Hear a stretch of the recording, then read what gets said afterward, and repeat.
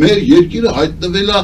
արտաքին կառավարման դաշտում, արտաքին կառավարման տակ։ Այսօր մեր երկիրը արտաքին կառավարման տակ է։ Բայց եկեք ու տեսեք, որ այս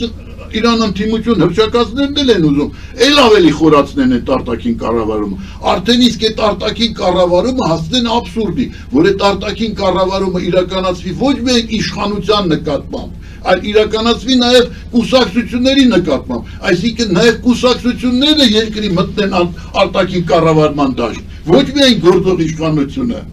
ոչ միայն իշխող կուսակցություն, այլ նաև բոլոր կուսակցությունները, այդ թվում ընդդիմադիր հայտնվեն արտաքին կառավարման դաշտում եւ երկիրը հայտնվի ցակարտի մեջ։ Հասկանում եք, այս վտանգն ենք մենք այսօր տեսնում։